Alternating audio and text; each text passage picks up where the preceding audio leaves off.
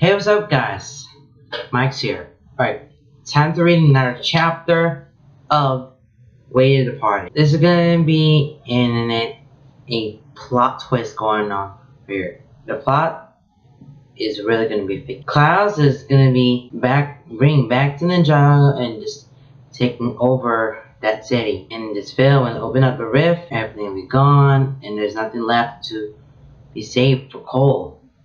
What's he going to do right now? We'll find out when I'm going to read this chapter 14. Hope you guys enjoy this chapter of Wait. So, let's start. Chapter 14.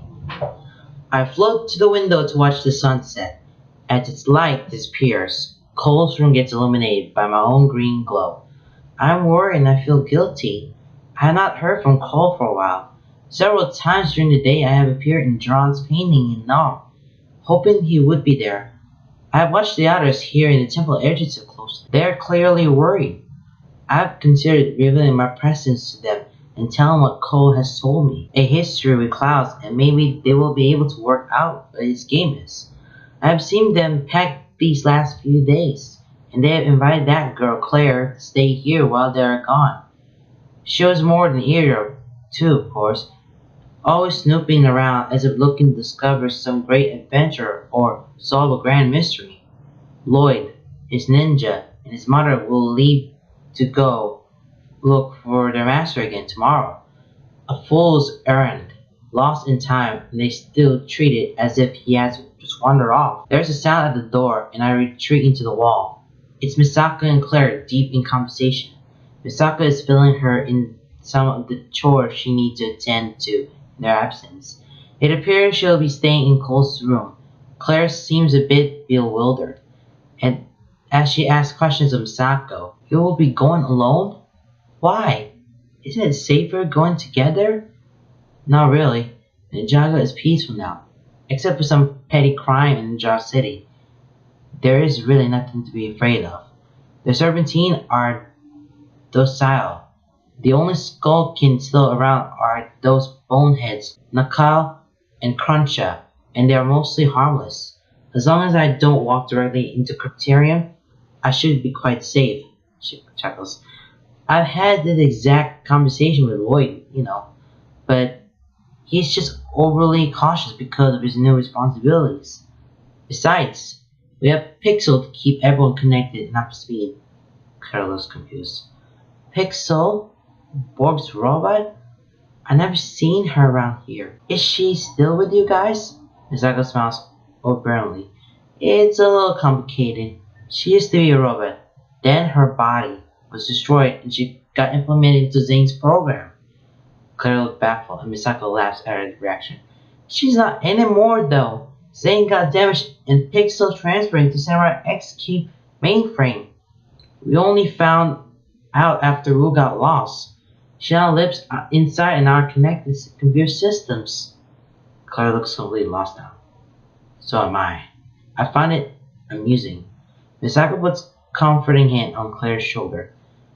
"As I said, complicated. I don't quite understand it myself, but it is very practical. She keeps tabs on where everyone is, and we can always get a hold of each other. Well, except for Cole. He didn't bring any device." Misako looks worried and changes the subject fast. "Anyhow, we will all leave the first thing tomorrow. Treat the edges of the temple as you would your own home while we're away. You can use the Destiny's Shadow for transportation up and down. Have as much fun as you want to, but no parties." They both laugh, hug, and then Misako leaves. Claire inspects the room with energy and enthusiasm. She has great spirit. Those were the exact qualities I was looking for when I recruited my students. I feel ashamed thinking about how sour that whole situation turned out. Claire seems to be getting ready for bed, putting on new sheets. I leave the room. It'll be nice to have her company in the absence of Ninja, even though she won't know I'm here. I pause for a sec. I feel a presence in Cole's room, and then it's like it goes away again. I smile to myself. This is so awesome! I will live alone in an ancient haunted temple. I know what it is. I just know it. What could be better than that? I finish putting on the bedding and tuck in.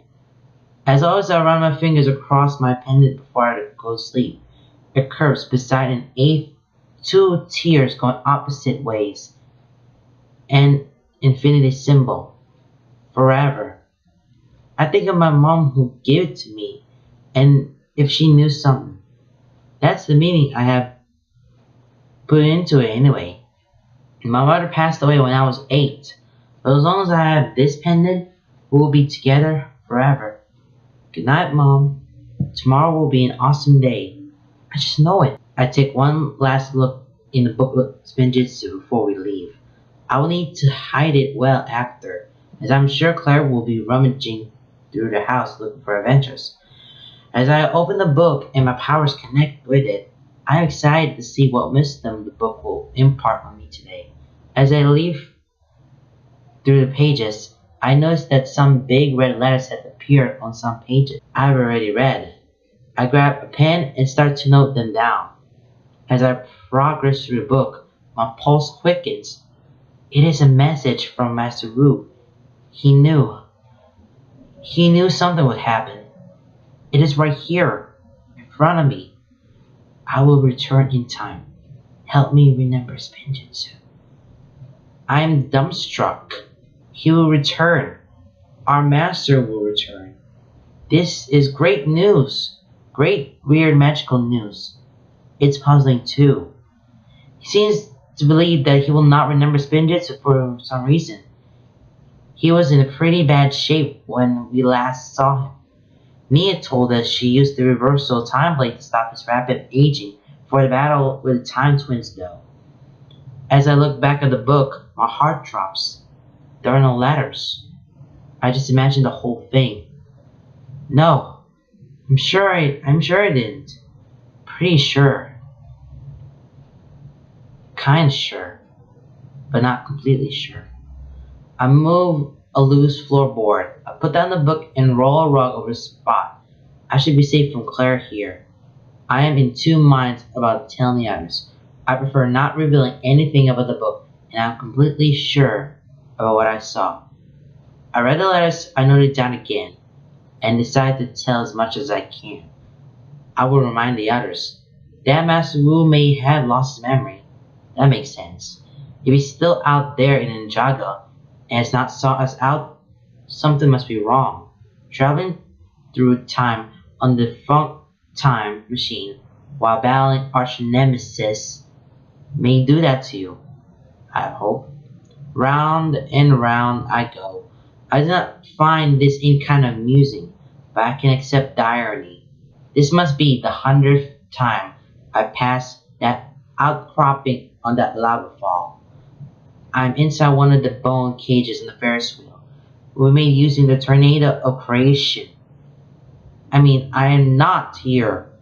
I'm trapped by Klaus's Edo mind game, unable to wake up. Escape. Whatever. Like a hand on a clock, I go round and round. Klaus will soon start his charge in Numb. I'm running out of time. We all are. Cole's got a lot of ways, and he saw everything what he see. Saw a book and there say, Master Wu is back. Somewhere on the loss of time.